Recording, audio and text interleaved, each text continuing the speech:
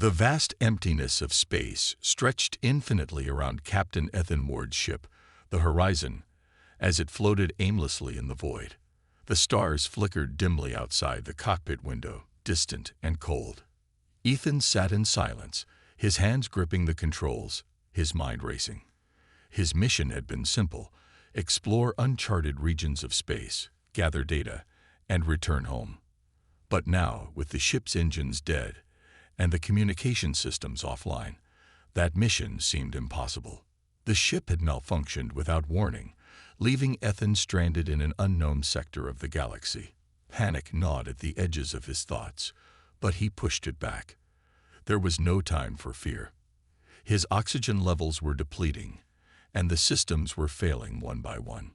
Suddenly, a planet appeared on the ship's radar, a swirling mass of green and blue. It was the only option for survival. With no other choice, Ethan activated the emergency landing thrusters, hoping they would work long enough to get him to the surface. The descent was chaotic. Flames licked at the ship's hull as it broke through the atmosphere, the G-forces pressing Ethan into his seat.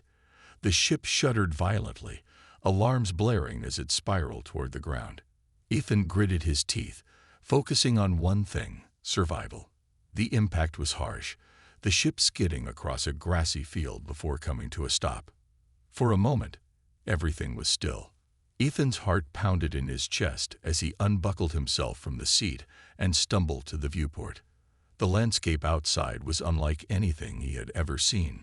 Towering trees with glowing leaves, and strange, shimmering plants that seemed to pulse with life. He was on an alien world, a world he had never intended to visit. He grabbed his survival pack and cautiously exited the ship, stepping onto the soft, luminous ground. The air was thick and warm, carrying the scent of unfamiliar vegetation. He took a deep breath, trying to steady himself. He needed to assess the damage to his ship and figure out how to signal for help. But as he moved around the wreckage, something felt off. He wasn't alone. Suddenly, figures emerged from the trees, tall, graceful beings with silver skin that gleamed in the light. Their eyes glowed with an ethereal intensity, and they carried weapons that looked both elegant and deadly. They were humanoid, but their features were sharp, alien. Ethan froze, his mind racing. These were not the peaceful explorers he had hoped to find. Before he could react, they surrounded him, their expressions unreadable. One of them, taller than the others, stepped forward, her eyes narrowing as she studied him. "You are not welcome here," she said, her voice cold and commanding. Ethan raised his hands in a gesture of surrender. "My ship crashed," he explained quickly. "I'm just trying to survive. I don't mean any harm." The leader's eyes flickered with something. Anger, perhaps, or maybe distrust. "Men are not permitted on this planet," she said sharply. "You have violated our most sacred law." Before Ethan could respond, a pulse of energy shot from the leader's wrist device, hitting him square in the chest. Pain exploded through his body, and darkness quickly overtook him. When Ethan awoke, his head throbbed with pain. He was lying on a cold metal surface in a dimly lit room, his arms and legs restrained. He tried to move, but the restraints held firm. His mind was foggy, but he remembered the crash and the strange beings that had captured him. Panic surged through him, but he forced himself to stay calm. The door to the room slid open, and the same silver-skinned leader entered, flanked by two guards. Her expression was stern as she approached, her glowing eyes fixed on him. "You have much to answer for," she said, her voice low and menacing. Ethan swallowed hard, his throat dry. "I don't know what I've done wrong," he said, his voice cracking. "I didn't come here on purpose. My ship malfunctioned. I just want to go home." The leader's eyes narrowed. "You men always think you can come and go as you please," she said bitterly. "You have no idea what your presence here means. This planet has been free of men for centuries, and we intend to keep it that way." Ethan's mind raced. Free of men? What kind of world had he landed on? "Why?" he asked, genuinely curious. "What happened here?" The leader's gaze hardened. Men nearly destroyed this planet long ago. Their greed, their violence, it tore our society apart. We banished them to save ourselves, and we've thrived ever since. Your arrival threatens everything we've built. Ethan shook his head. I'm not here to cause trouble. I didn't even know this planet existed. I just want to fix my ship and leave. The leader stared at him for a long moment, her expression unreadable.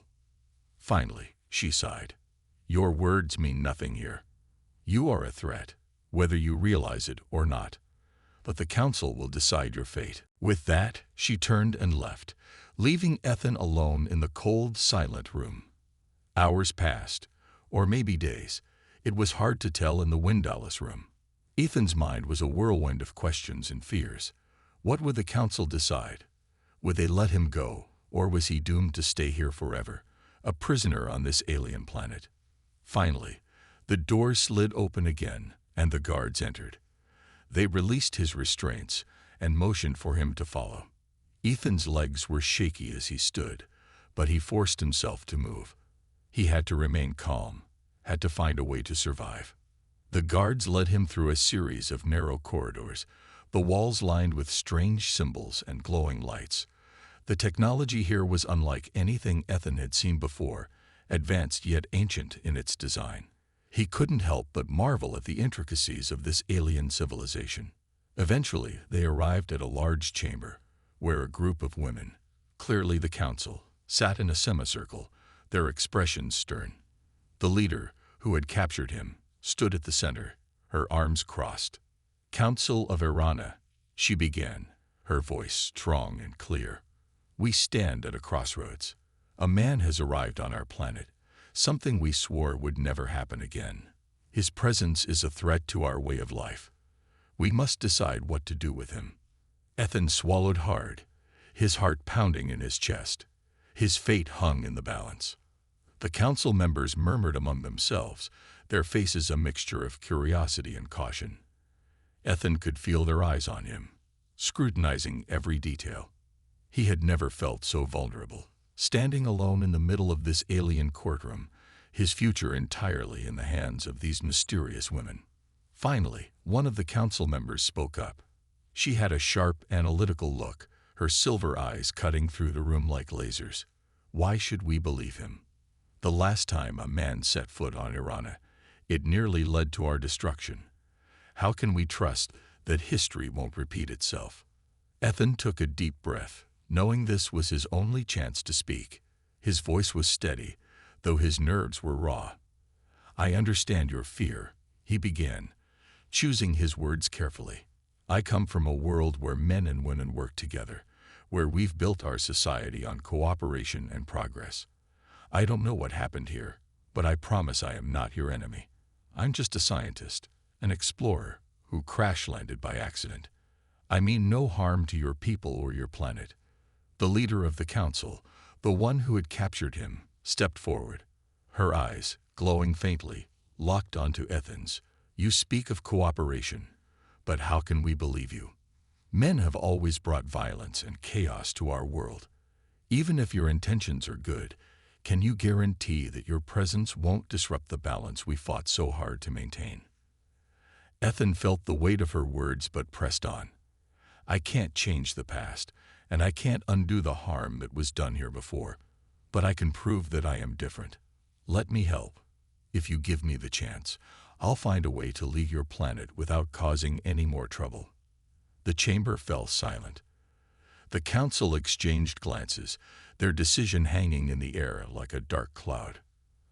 After what felt like an eternity, the leader of the council turned to the others. We will put him to the test, she declared. If he proves himself, we will consider allowing him to leave. But if he fails, there will be no second chances. Ethan's heart raced. A test. What kind of test? He had no idea what to expect, but it was clear that his survival depended on it. He could only hope that whatever challenge lay ahead, he would be able to rise to it. The council leader stepped forward again, her voice calm but authoritative.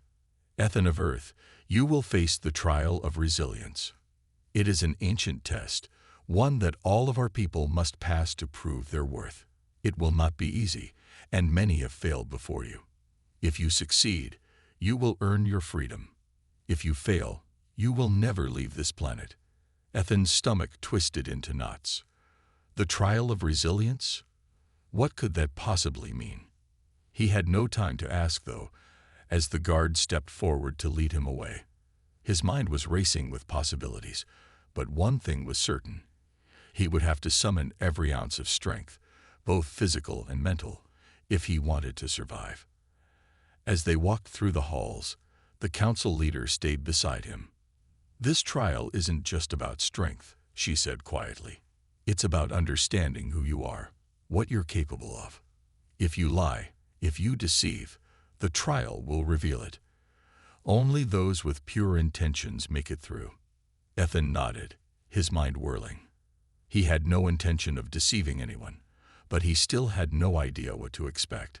The only thing he knew for sure was that this trial would determine his fate. The guard stopped in front of a massive door. It slid open with a soft hiss, revealing a large arena filled with strange obstacles. The air buzzed with a strange energy, and the ground beneath his feet seemed to hum with life. Ethan swallowed hard as he stepped inside. "You have until sunset to complete the trial," the leader said from the doorway. "If you survive, we will revisit your request. If you fail, you will never leave Irana." With that, the door closed behind him, sealing Ethan inside the arena. He was alone now, facing the unknown. The trial of resilience had begun. Ethan stood frozen for a moment, surveying the arena.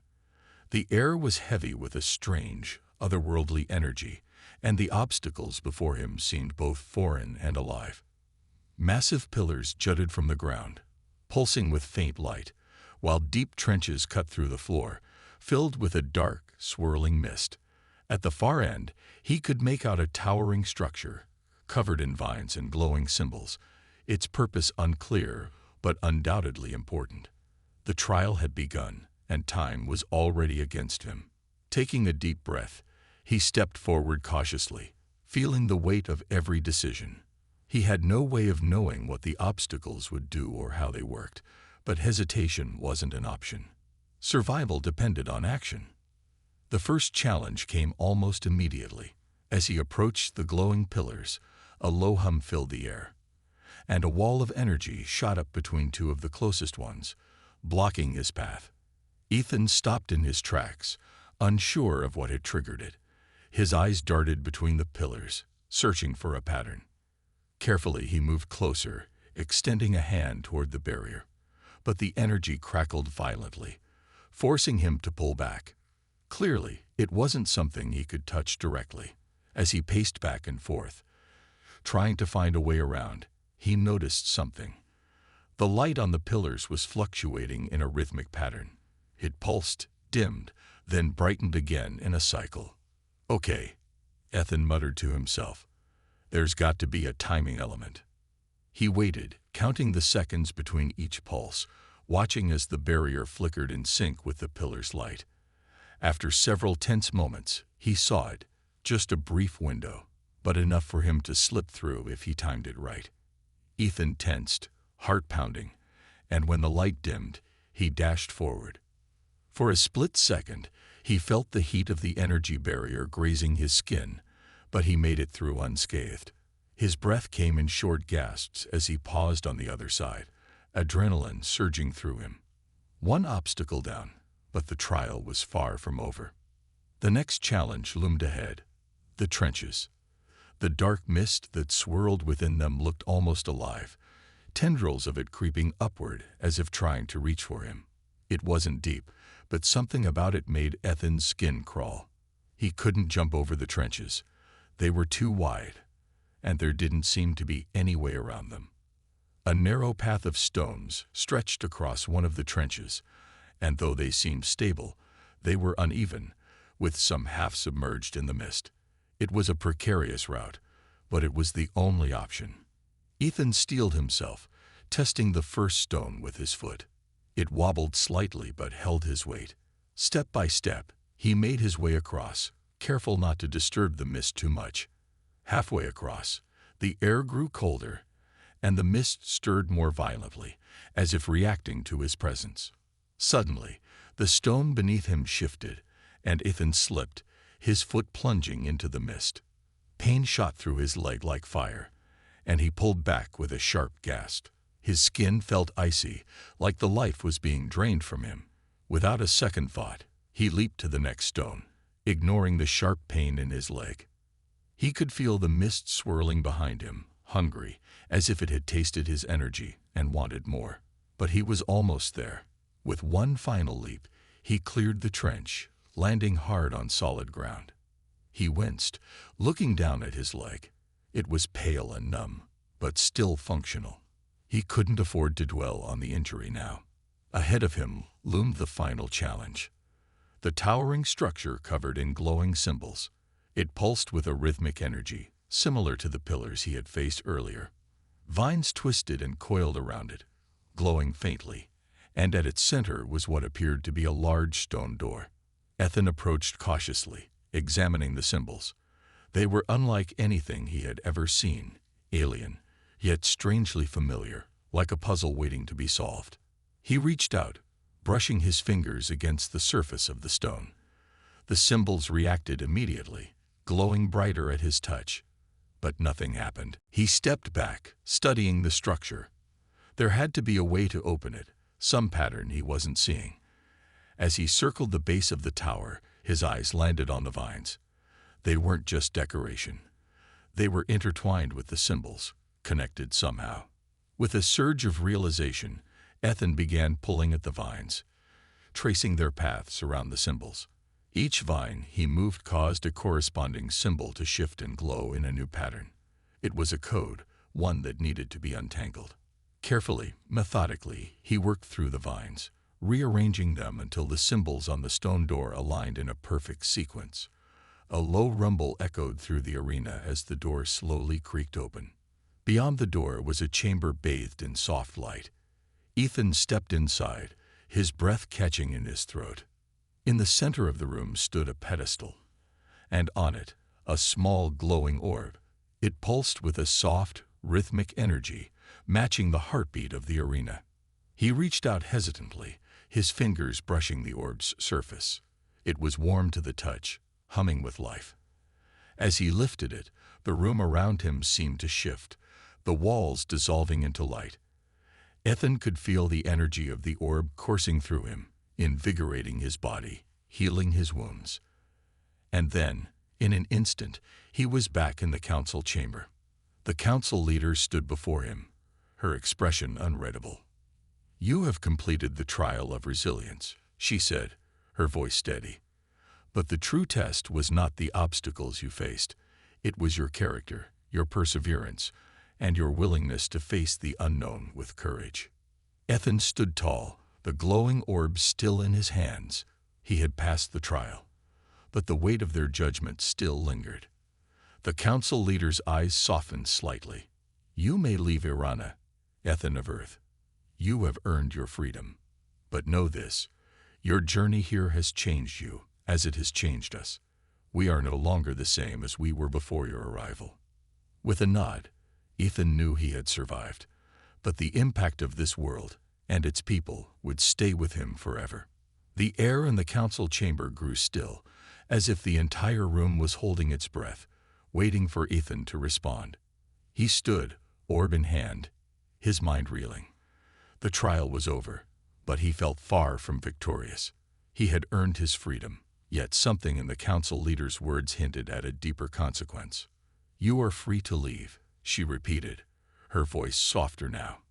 "But before you go, there is one more thing you must understand." The other council members remained silent, their eyes fixed on Ethan.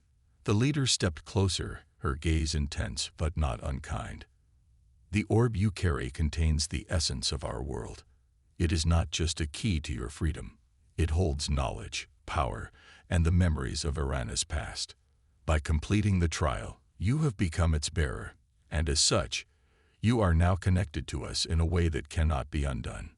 Ethan frowned, looking down at the glowing orb in his hands. "Connected how? What do you mean?" She paused, choosing her words carefully. When you return to your world, this connection will remain. You will carry with you the experiences of this place, but more than that, you will carry our hopes and fears. The orb will guide you when the time comes, and it will demand of you choices that may affect more than just your own fate. A weight settled on Ethan's shoulders, heavier than anything he had expected. He hadn't come here to change the course of his life, or anyone else's, but it seemed that was no longer his choice. "Why me?" he asked, his voice barely above a whisper. "Why not someone from your own people?" The council leader's expression softened. "Because we are bound by our laws, by the traditions of our ancestors. You are not. You come from a world beyond ours, one not bound by our limitations. That is why the trial chose you."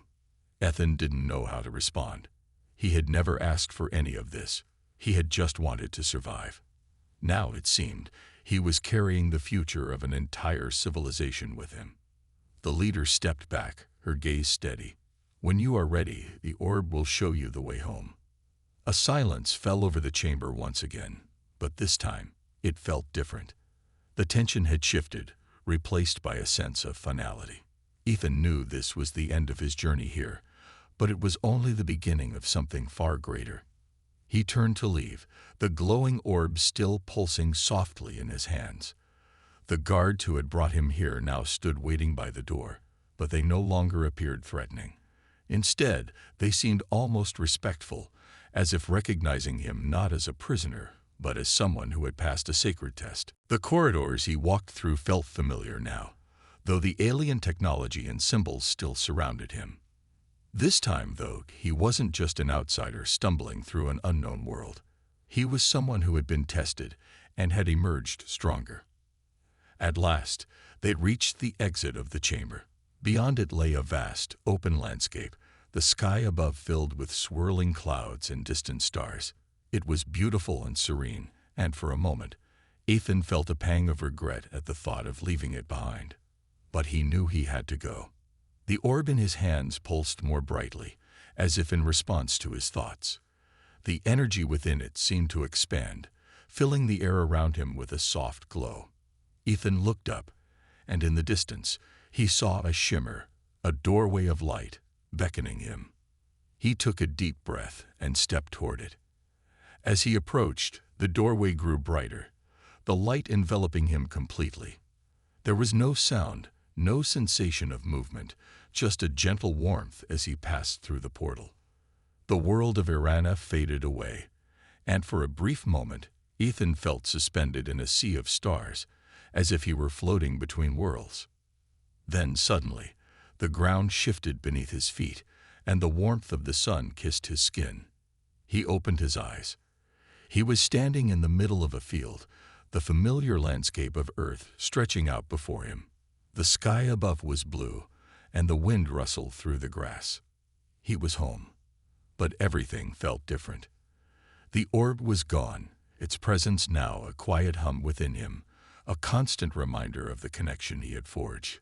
The weight of responsibility still lingered, but there was also a sense of clarity, a feeling that he had returned not just as himself, but as something more. Ethan stood there for a long time, breathing in the familiar air, feeling the earth beneath his feet. The journey was over, but the path ahead was still uncertain. He knew the orb would reveal its purpose in time, and when that moment came, he would be ready. But for now, he was content to stand in the sunlight, knowing that he had faced the unknown and emerged stronger on the other side.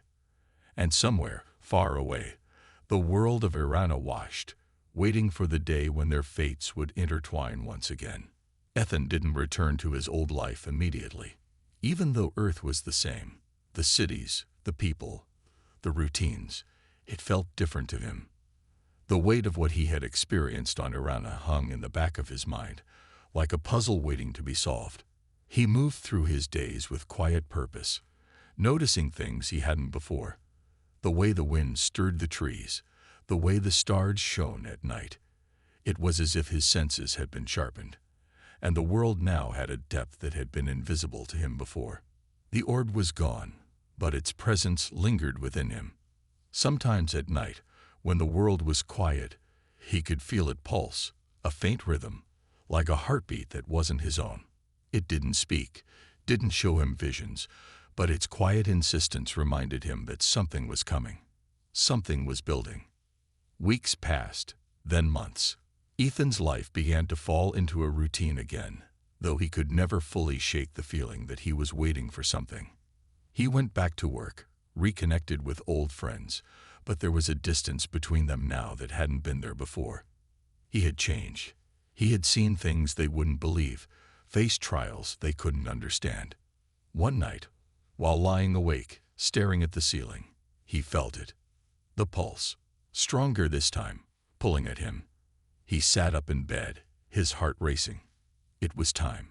The orb was calling him again. He quickly dressed and slipped outside into the cool night air. The city was quiet, bathed in the soft glow of streetlights. But Ethan wasn't headed for the city. He felt the pull of the orb, leading him away, toward the outskirts, where the sky was dark and the stars were clear. He walked for miles, his feet carrying him without thought, his mind focused entirely on the feeling inside him. The pulse grew stronger, quicker, until it was pounding in his chest, as if the orb were trying to push its way out of him. And then, just as suddenly as it had started, the pull stopped. Ethan found himself standing in an open field, far from the lights of the city.